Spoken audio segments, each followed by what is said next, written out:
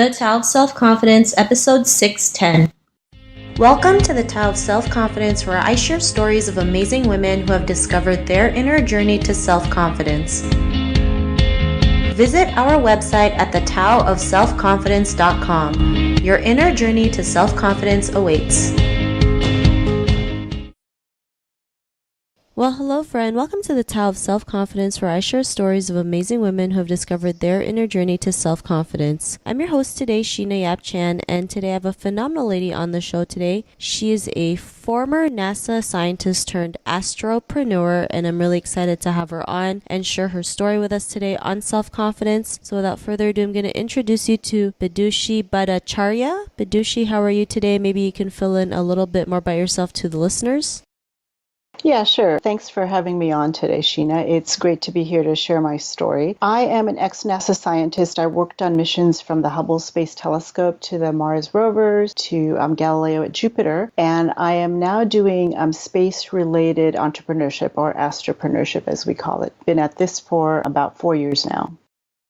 Awesome. Well, thanks for sharing that. And Bidushi, what's your cultural background?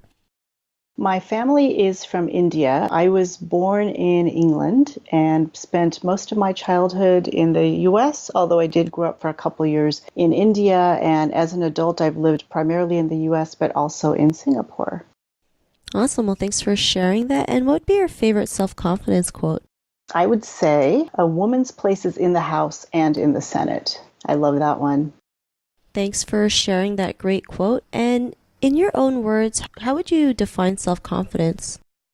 I think the biggest thing is to do an assessment of your own self and to really understand what your strengths and weaknesses are in an objective way. Then when you have situations where people may doubt you, you are able to accurately fit in where you really are in the context of their doubts, and you usually come out ahead. Does that make sense? Yeah, totally. I love how you mentioned an assessment of your own self, because a lot of people don't really do that. They kind of don't really focus on who they are, and like you mentioned, their weaknesses and strengths and how it can help them, versus especially with our weaknesses, we think they're always, it always doesn't help us, when we realize if we know what they are, it can also be our strength in the process. So I love that definition that you mentioned.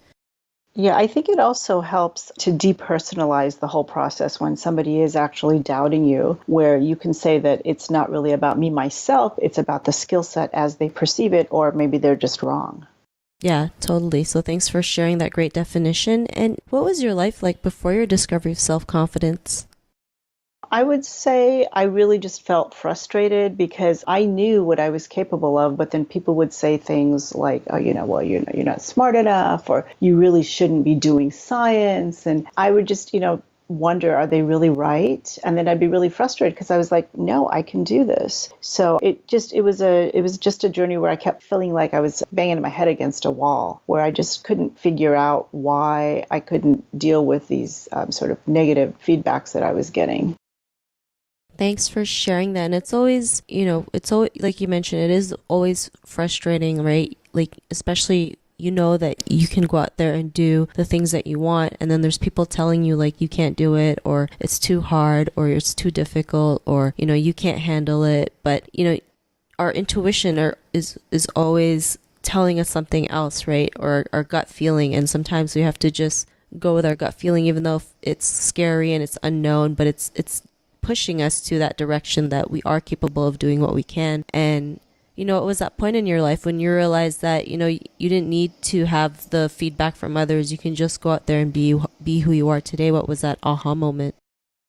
I remember that moment clearly. I was talking to a professor of mine, an astrophysics professor, and I was just telling her, at the time I was working on the Hubble Space Telescope and also taking a class from her, and I was telling her how I had just had a meeting where I had gotten up and presented some data on the calibration of the instrument I was responsible for, and some guy just stood up and cut me off, and he just said a bunch of stuff to kind of show that he knew what he was talking about. He didn't really add much to the information that I was presenting, and he wasn't trying to correct me, but he just got up there and just sort of tried to basically slam me down. And when I told her, she said, people like that just don't know how to interact with you. They haven't had to deal with the likes of you in the past. You have social skills, you're female. And at the time I was much younger than this guy. I was in my 20s, my first job out of college. But she was basically like, they just don't know how to deal with you. So, rather than taking it personally, just go ahead and do your thing and realize that it's about them and not you. I remember that lunch very clearly.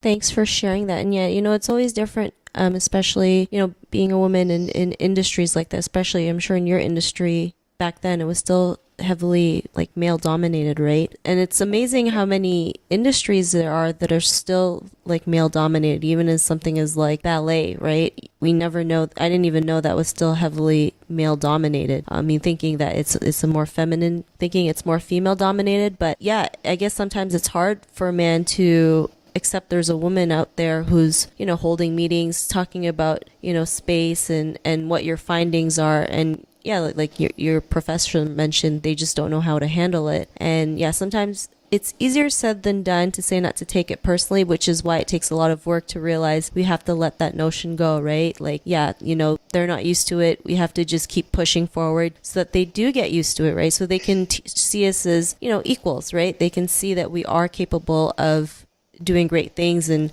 finding great things and, the research that you've presented. And because of the realization that you have, what's your life been like now? I think that the easiest thing that I've been able to do since then is just handle comments like that, just to be able to handle them with humor. Often if you just crack a joke or, make a semi-sarcastic statement, everybody starts laughing and the person themselves will realize that, they were maybe a bit off or that their comment just wasn't necessary. It's a lot more relaxing now. I don't feel threatened when I get up there or just even nervous as much. But, I'm in my 50s now, so it's a lot easier having had my 30 years of work experience to do this than it would have been or that it was when I was in my mid-20s when I first started working on the Hubble. Thanks for sharing that. And to the woman who's listening to your episode, she may be in her own journey to self-confidence. What would be that one tip you would give to her?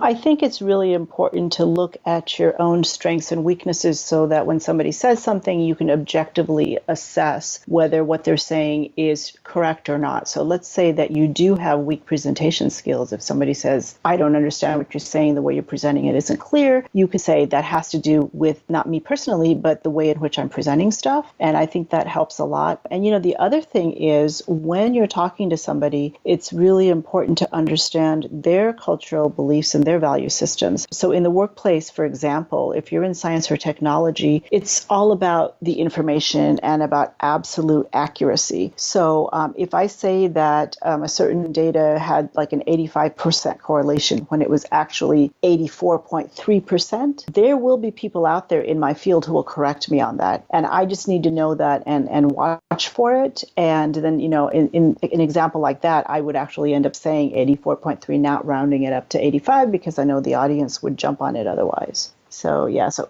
cultural context and then also just an assessment of yourself. Thanks for sharing those great tips. And, Bidushi, if our listeners wanted to get to know a little bit more about you and what you do and check out some of your work, is there any links or social media profiles we can connect with? I might suggest looking at my LinkedIn page. And then I have 3 startups that I'm running that are based out of Singapore, but, we're global. The best one to look at, I think, is for my company, Bhattacharya Space Enterprises. It's bse-space.com. And that'll give you an idea of what we're doing to build space workforce capacity through training and education on a global scale. Thanks for sharing that. And to our listeners, if you want to connect with Bidushi, you can also head on over to the taoofselfconfidence.com and search for Bidushi's name. Her show notes will pop up along with everything else that we talked about. And I really just want to thank Bidushi for taking the time to share her tips and story with us on self-confidence. So thank you so much. Thank you for your time today. I appreciate the opportunity. Not a problem. It was really great having you on the show. And to our listeners, be on the lookout for another new episode of another amazing woman's journey to self-confidence, and we'll talk to you soon. Bye for now. Thank you for tuning in to another amazing episode of the Tao of Self-Confidence. Get your free self-talk tape for building self-confidence by visiting our website at thetaoofselfconfidence.com. Your inner journey to self-confidence awaits.